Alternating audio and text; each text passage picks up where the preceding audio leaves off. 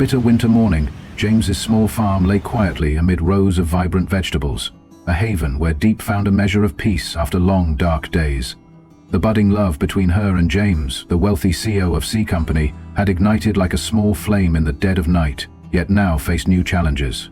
James's father, a powerful businessman returning from abroad, had discovered his son's relationship with Diep, a woman once sold into slavery, quietly monitoring them through James's secretary, Lynn. He wondered whether he would ultimately accept or tear the couple apart. Stay tuned for episode 17 to learn how it unfolds. Early that morning at the farm, the freezing air wrapped around the dew-kissed vegetable rows Diep had nurtured with every drop of sweat. With temperatures hovering between 5 and 7 degrees Celsius, the cold seeped through her patchwork coat, making her cracked hands tremble as she tied bundles of freshly harvested greens. Just 5 days earlier, she had planted new seeds under a pale moon, and now tender sprouts had emerged, an affirmation of life amid the harsh winter, a small miracle in a life marked by deep scars. Standing there with a worn, frayed bamboo basket in hand, her eyes reflected a mix of pride and worry, much like a still pond disturbed by a gentle breeze. These vegetables are growing, just like my feelings for James, she thought, her heart warming as she recalled the moment he had held her hand and whispered words of love in their small home the night before. Yet deep within, a vague anxiety lingered like the dense morning fog outside, obscuring the sunrise and leaving her uncertain about the future. Hucky, the little dog she'd rescued from her abusive ex-husband, trotted around her feet, his short tail wagging as it thumped against her cold, numb legs like a quiet reassurance. She smiled and bent down to stroke him softly, her gentle voice murmuring, "Hucky, you're used to this place now, aren't you?" Pow, a drunk and abuser, haunted her nightmares with his bloodshot eyes and perpetual sneer. During the 5 years they lived together, he treated her not as a partner but as a slave, beating her mercilessly whenever he was drunk, his blows falling like a sudden storm of anger.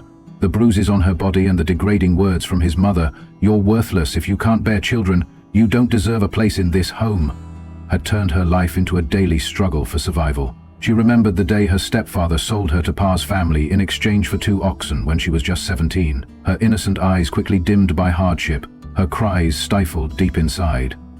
The day she was cast out, penniless and alone except for Hucky, her bare feet bleeding from sharp stones and the bitter cold of the night seeping into every breath, still haunted her. That crippling self-doubt made her fear she was unworthy of James's love. A love from a man who was rich, talented and compassionate, someone she had never dared to dream of in her darkest days. Securing her basket onto her old bicycle, its worn saddle biting into her aching skin, she set off for the town market. The overcast sky and relentless cold made the day even harsher, yet a few feeble rays of sunlight managed to pierce the fog, offering a fragile glimmer of hope like light at the end of a tunnel. On her way, the biting wind whipped through her thin clothes, numbing her cracked hands and drawing red, thread-like lines across her skin, but she pressed on. "I have to prove I'm not useless," she told herself, pedaling faster, her determination burning like a small, unwavering flame amid the winter's chill, even as fatigue weighed down her legs after endless days of labor. At the bustling town market, the air was alive with chatter, the hum of vehicles and the smoky scent of street vendors. Di parked her bicycle by a familiar stall, carefully setting her basket down, before asking a nearby vendor, "Excuse me, may I sell my produce here?" A kindly, middle-aged woman with a face lined by time smiled and nodded. "Of course, make yourself at home." Diep arranged her bundles of greens, their fresh scent filling the air and catching the admiring glances of passers-by as dew sparkled on the leaves in the weak sunlight. "How much for these greens?" an elderly lady inquired, holding a bundle and beaming with delight. "They're 10,000 dong a bunch," Diep replied softly, masking a tinge of shyness. The lady nodded, selected 2 bunches, handed over the money, and said with a warm smile, "Such fresh greens.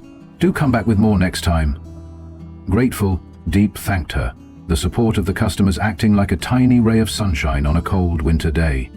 Elsewhere in the city, in the elegant office of C Company, James's father, Mr. Tuan, sat across from Lynn, his son's new secretary.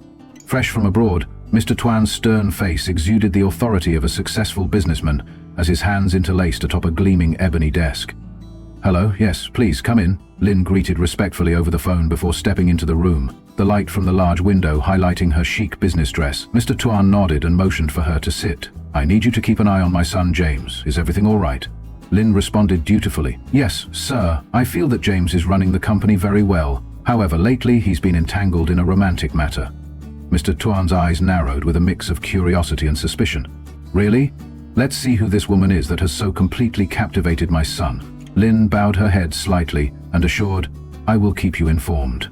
With a dismissive wave, Mr. Tuan said in a low tone, Very well, carry on. As Lynn left the room, a flicker of unease crossed her mind. She had known James for a long time and always admired his dedication and talent.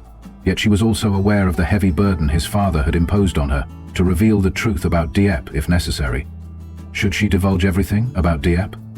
With that thought lingering, she walked slowly along the long corridor of the company, the sound of her heels echoing on the cool marble floor. Meanwhile, Mr. Tuan sat back, tapping his fingers on the desk as he gazed out through the large window at the misty city below.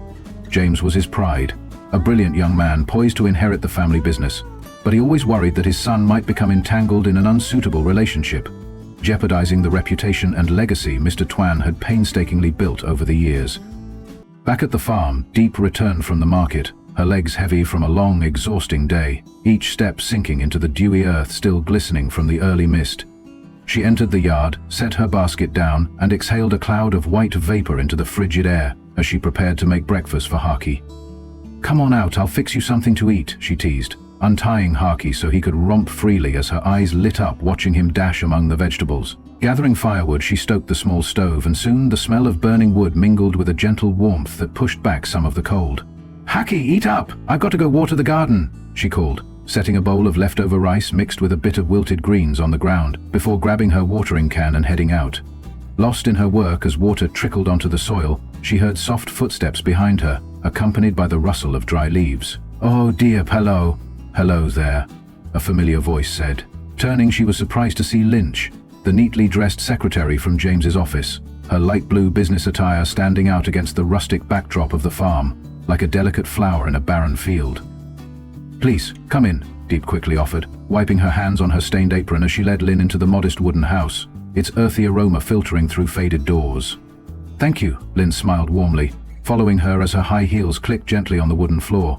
How did you know I live here? Diep asked, with a trace of suspicion, her hands interlacing nervously. Lynn chuckled softly, her voice gentle. I just asked around with the neighbors. Diep nodded and invited Lynn to sit on an old, worn wooden chair, its chipped surface a silent witness to time.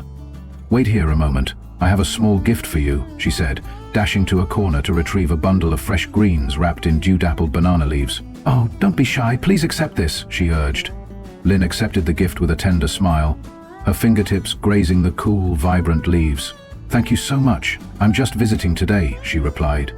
Diep nodded, feeling a warm glow from Lynn's kindness, like a rare beam of sunlight on a bleak winter day. My place is a bit messy, so I hope you don't mind, she added. Not at all, Lynn said, surveying the humble wooden walls and small cracks that allowed a sliver of light to peek through. It's simple and peaceful, the kind of place everyone dreams of. How long have you been living here? Diep sat across from her, resting her hands on a rough-hewn table. This is James's old farm. He let me stay here for a month, she explained softly. Do you live here alone? Lynn asked, tilting her head slightly. Diep smiled wistfully. Yes. And today, aren't you off to work? Lynn replied. I'm just about to leave. What do you usually do here? Diep's voice flowed like a gentle stream as she recounted. I take care of the farm, harvest the produce, and then head to the market. Lynn nodded, her eyes filled with empathy. Was your work going well yesterday? She inquired. Diep returned a small smile. It was okay. Then Lynn's tone softened. Where are your parents? Why do you live alone? Diep's gaze dropped, her voice barely a whisper. I no longer have my parents. Lynn's eyes widened in surprise. So where did you live all these years? After a long pause, Diep began to share her painful story, each word unraveling old wounds. I grew up with my stepfather. He sold me to a family in exchange for 2 oxen. After that, James rescued me. Lynn's expression turned sorrowful. So you were sold, both as a slave and to be a wife. Diep sighed, her voice breaking. Yes, both. I was a slave and became the wife of Pao. Lynn shook her head in disbelief.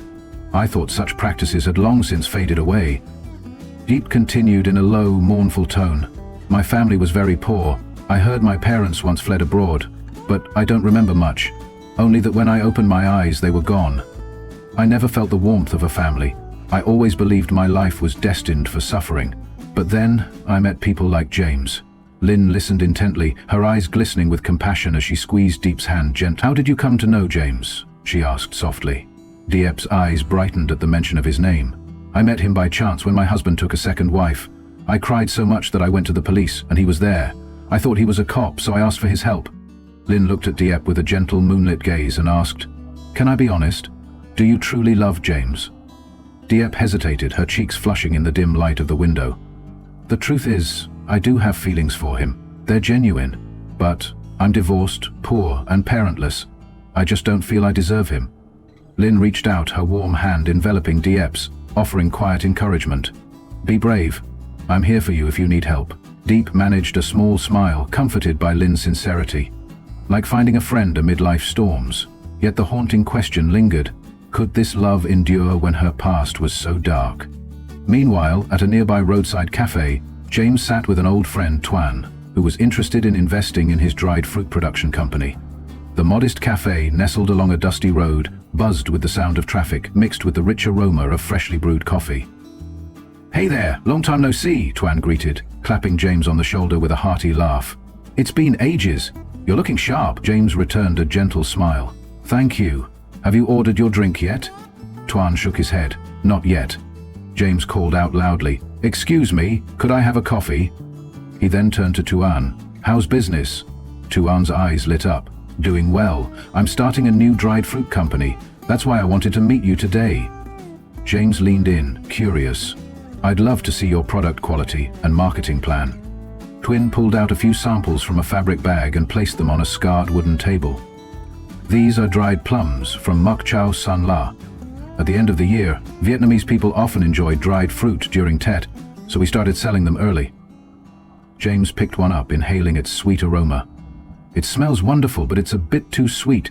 I miss that tangy, robust flavor of fresh plums. You might want to preserve that balance for a perfect product." Tuan nodded, quickly jotting notes in his notebook.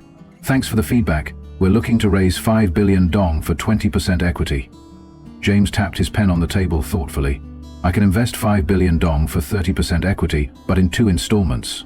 1 billion first, then another 4 billion once the business plan proves solid. What do you think?" Tuan's eyes shone with hope. "I'll send you the detailed documents. I really hope you'll invest." They continued their conversation, sharing a simple lunch of roasted corn and takeout fare as the smoky scent of charred corn drifted in the cool air. "It'd be great if you invested, James," Tuan said, offering a hot piece of corn to James. "Thanks for the meal today," James replied, his thoughts drifting to Diep, wondering what she might be doing as a wave of longing welled up inside him. That afternoon, Diep returned to the farm carrying a basket of oranges from a nearby orchard, golden, fragrant fruits she had bought cheaply. She planned to sell them to earn enough money to buy a scarf for James, a small token of silent gratitude. The country market bustled with people, the air filled with the clamor of buyers and sellers amid the drifting smoke of street vendors. Diep spread her oranges on an old tarpaulin, her voice soft and hesitant. "Oranges, 10,000 dong per kilo." A passerby stopped, purchasing 2 kili, followed by an elderly woman with silvery hair selecting 3 kili, her hands trembling as she cradled the fruits. "Delicious," the woman complimented with a kind smile. And Diep couldn't help but smile back, warmed from within despite the cool evening. While she was busy selling, she suddenly noticed James among the crowd, his simple suit streaked with dust from the road. "Oh, James, what are you doing here?" he asked with a smile as he sat down beside her. "I just finished some work and saw you selling," he remarked. "These oranges look great. Have you sold many?" Diep replied softly, "A few kilos so far." James joined her, helping to call out to the customers in a clear, inviting voice. "Hey folks, come get some sweet oranges." Thanks to his enthusiastic help, the remaining fruits quickly sold out and were hastily packed into plastic bags. "Help me out, will you?" Diep said warmly, her heart swelling as she saw him unhesitatingly sit amid the market hustle, his rolled-up suit sleeves revealing strong, capable arms. Together they went to a nearby stall to buy a new pair of boots for her, with James insisting on paying, his gentle voice saying, "Let me take care of this. Keep your money for daily needs." Though Diep hesitated, his earnest gaze left her no room to refuse. Back at the farm, as the sky blazed with the hues of a setting sun, Diep looked at him with a heart full of gratitude. He was always by her side, she thought, yet one question suddenly flared in her mind. Would his father ever accept her? That worry hung over her like a small cloud, quietly drifting through her once happy sky. James's father had now begun to intervene in his son's relationship with Diep, setting new challenges for their love. Meanwhile, Diep gradually found solace in James's presence, even as her past with Pau continued to haunt her. Could they overcome the obstacles of family disapproval and the lingering shadows of old pain? Stay tuned for episode 18, A Day at the Farm, to find out. Diệp vội lên tiếng, giọng nói nhỏ nhẹ nhưng đầy hy vọng.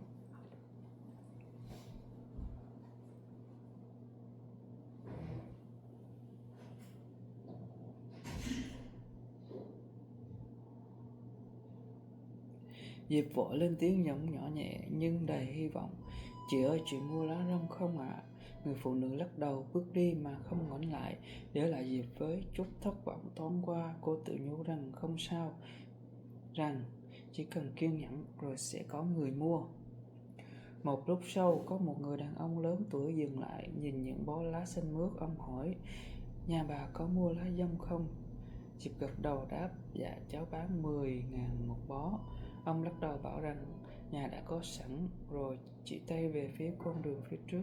Cháu đi thêm vài nhà nữa thử xem, ở đó có người cần. Diệp gật đầu cảm ơn, lòng nhẹ nhõm vì ít nhất ông đã không phớt lời cô. Cô tiếp